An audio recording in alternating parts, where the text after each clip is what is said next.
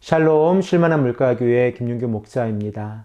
오늘 우리들은 레위기 1장 10절에서 17절의 말씀을 근거해서 번제를 통한 속죄 그리고 예수 그리스도라는 제목을 가지고 함께 하나님의 말씀을 생각해 보겠습니다. 복된 아침에 하나님의 말씀을 가까이 하시는 성도님들을 축복합니다. 우리가 레위기의 말씀을 읽어가면서 하나님의 은혜가 언약의 백성들에게 어떻게 임하고 있는지를 깊이 있게 생각해 보는 귀하고 복된 시간이 되기를 간절히 소망합니다.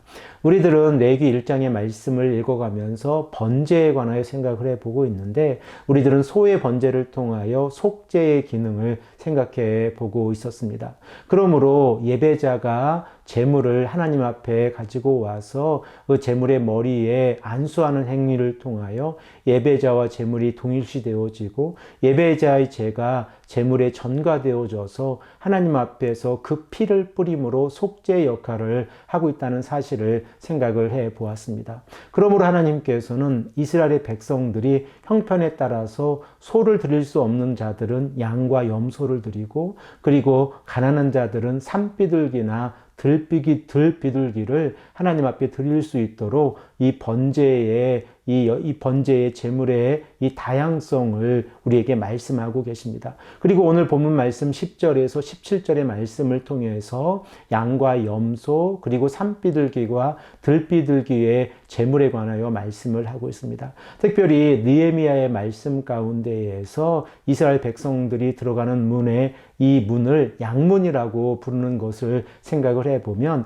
이스라엘 백성들 가운데에서 번제로 하나님 앞에서 양을 드리는 것이 얼마나 소중하게 그들의 문화 가운데에서 스며들어갔는지까지 생각을 해볼 수 있습니다. 그리고 오늘 본문 말씀 10절에서 11절의 말씀을 보면 이 가장 많이 드리는 이 양과 염소를 하나님 앞에서 제물로 드릴 때에 그 제물을 성전의 북쪽에서 잡으라고 하는 내용이 기록되어져 있습니다. 우리 다 함께 이 말씀을 읽겠습니다.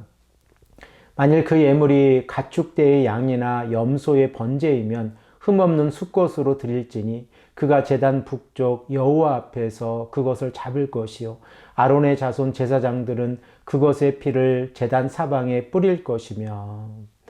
여러분들은 레위기 1장에 기록되어져 있는 이 말씀을 통하여 왜 제물은 성전의 북쪽에서 잡아야 하는지 이러한 질문을 던져보신 적이 있습니까?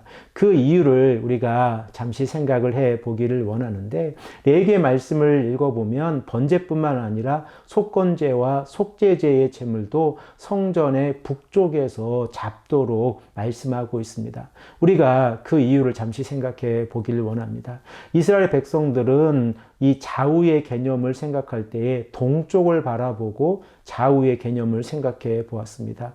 그러므로 동쪽을 바라보았을 때에 좌가 북쪽에 해당이 되어지고 우가 남쪽에 해당이 되어집니다. 그리고 대부분의 사람들이 오른손잡이인 것을 생각을 해보면 왼쪽은 인간의 연약함을 상징하고 있습니다. 그리고 그 자리에서 하나님 앞에서 번제를 드리는 예배의 시작인 것을 생각을 해보면 바로 우리의 연약함, 그리고 우리의 약함, 죄된 성품으로부터 하나님 앞에 나와서 하나님께 예배를 드리는, 제물을 드리는 이 모습을 통하여 예배가 시작이 되어지고 번제가 시작되어진다는 사실을 생각을 해 볼 수 있습니다. 그러므로 하나님께서 제물을 북쪽에서 잡으라라고 하는 그 의미를 상징적인 의미로 우리가 생각을 해보면 인간의 가장 연약한 부분에서 하나님 앞에서 자신의 죄를 속이지 말고 하나님 앞에 나와 제물을 성전의 북쪽에서 잡아서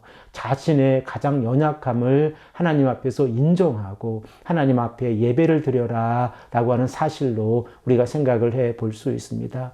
양과 염소의 번제도 서의 번제의 그 절차를 따라서 이루어지고 있는 것을 우리가 생각을 해 볼 수 있고, 그리고 본문 14절에서 17절의 말씀을 보면 산비둘기와 집비둘기의 이 번제 또한 동일한 과정을 통하여 이루어진다는 사실을 생각해 볼 수 있습니다. 그리고 또한 하나님께서는 형편이 어려운 자들도 번제의 역할 가운데에서 속죄의 번제를 드릴 수 있도록 그 길을 열어주셨다고 하는 사실을 우리가 깨닫게 되어집니다. 그러므로 하나님께서 원하시는 제사는 상한 심령이라고 하는 사실을 다시 한번 깨닫게 되어지고, 이 번제물의 크기나 종류가 중요한 것이 아니라 번제를 드리는 예배자의 마음이 중요하다는 사실을 다시 한번 생각을 해 볼 수 있습니다. 그리고 이렇게 번제물로 하나님 앞에서 속죄의 역할을,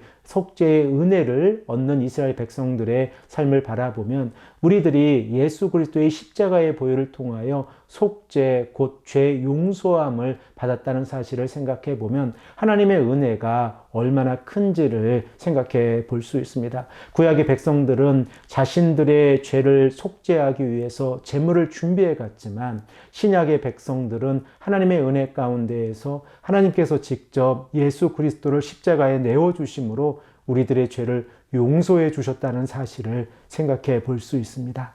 사랑하는 성도 여러분, 사순절을 보내면서 하나님의 은혜가 우리에게 얼마나 깊이 다가오고 있습니까? 하나님의 은혜 가운데에서 예수님께서 십자가의 길을 걸어가심으로 인하여 우리가 죄 용서함을 얻고 의롭게 되어져서 영원한 하나님의 나라에 들어갈 수 있다는 사실을 다시 한번 생각해 보고, 오늘도 하나님의 은혜가 이 말씀을 들으시는 온 성도님들의 가정마다 늘 넘쳐나시기를 간절히 축복합니다. 함께 기도드리겠습니다. 아버지 하나님, 감사합니다. 오늘도 우리에게 말씀하셔서 하나님의 은혜 가운데에서 하나님 앞에서 드리는 이 번제의 역할을 깊이 있게 생각해 볼 수 있도록 인도하시니 감사합니다. 또한 하나님께서 예수 그리스도를 이 땅에 보내주셔서 우리를 위해서 십자가에 자신의 아들을 내어주신 그 사랑을 우리가 기억하고 감사하는 하나님의 언약의 백성들이 될 수 있도록 인도하여 주시옵소서. 감사드리오며 사랑이 많으신 예수 그리스도의 이름으로 간절히 기도합니다. 아멘.